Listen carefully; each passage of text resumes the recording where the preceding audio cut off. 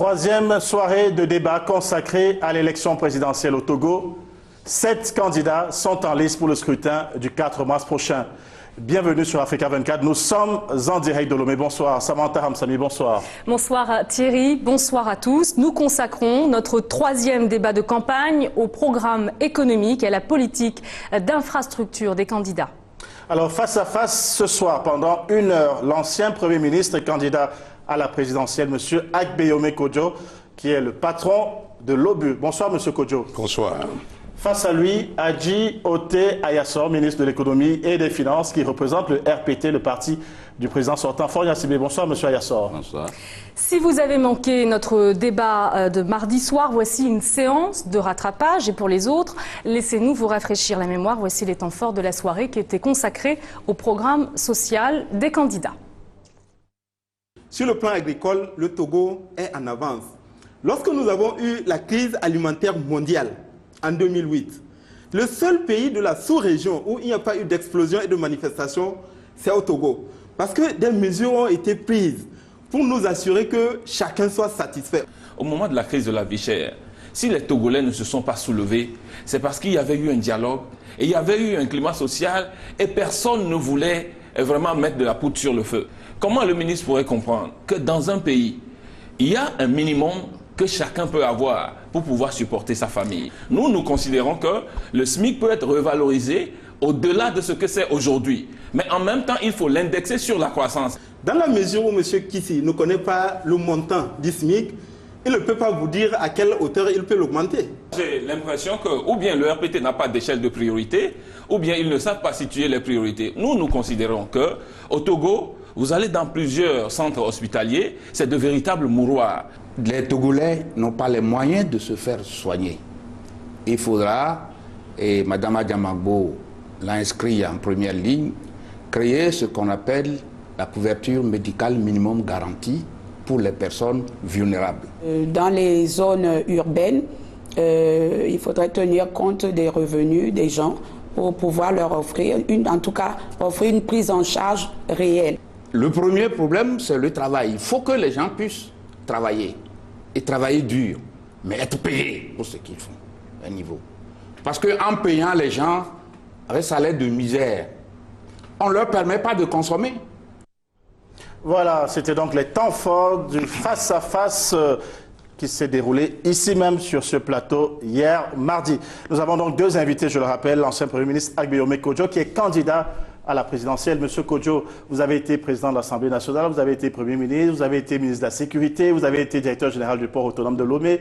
Pourquoi voulez-vous aujourd'hui être président de la République au Togo? Bon, je pense que chacun dans la vie doit avoir une ambition pour lui-même, une ambition également pour son pays. Pour ce qui me concerne, le 27 juin 2002, nous avons fait un constat, j'étais Premier ministre de la République du Togo, et nous avons fait un constat qu'il y a des dysfonctionnements qui, je dirais, empêchent l'exécution du programme que j'ai fait adopter donc par l'Assemblée nationale. Nous avons tiré des sonnettes d'alerte, ça ne marchait pas, et j'ai dû remettre ma démission. J'ai quitté le pays pendant 3 ans. Je suis revenu après la mort du président Yadema. Je vois comment le pays est géré. Je dis, il y a une autre offre politique qu'on peut faire aux Togolais. Nous avons réfléchi avec des amis et nous avons donc créé ce qu'on appelle l'Organisation pour bâtir dans l'Union un Togo solidaire. Est-ce que nous sommes contents de la manière dont le pays est géré? Est-ce que nous sommes contents en entendant ce que nous voulons, votre best-of, que les Togolais sont heureux? Il suffit seulement. En fait, je crois que le RPT, le candidat du RPT a un handicap. Son handicap, c'est l'évolution dans les pays voisins, au Bénin, donc au Ghana, au Burkina. Je considère que ces paramètres-là, quand on les observe, il y a des questions à se poser. Et je considère que, les Togolais savent que lorsqu'on me confie une responsabilité, j'essaye de l'assumer du mieux de mes forces.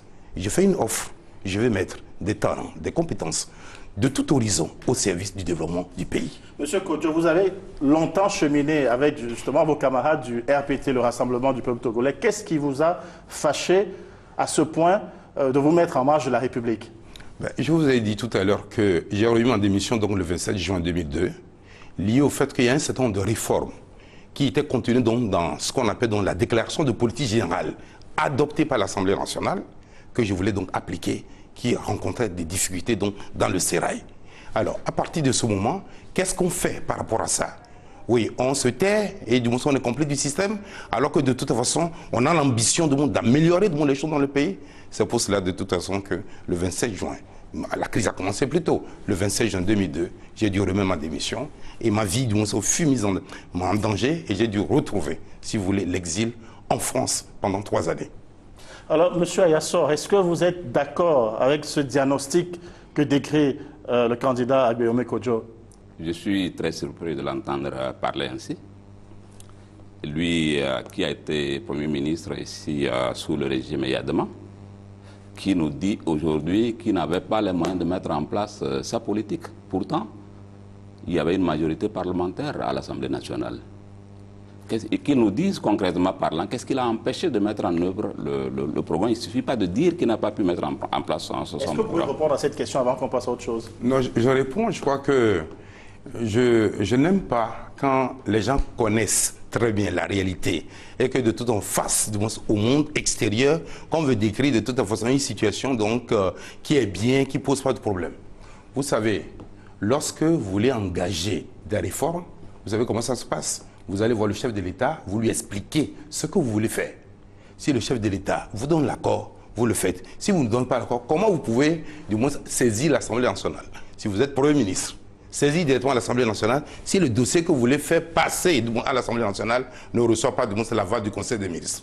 Donc, je crois quand même que vous avez trouvé la réponse. Si le chef de l'État ne vous épaule pas ou n'est pas d'accord avec la réforme engagée, vous êtes d'accord avec moi que la réforme ne peut pas aller à l'Assemblée nationale, puisque pour que la réforme aille à l'Assemblée nationale, il faudrait nécessairement de toute façon que ça passe par le Conseil des ministres. Maintenant, il y a d'autres dispositions réglementaires. Si le chef de l'État n'est pas d'accord pour signer ces dispositions réglementaires, comment un simple Premier ministre peut le faire? Alors, je vais lui donner un exemple.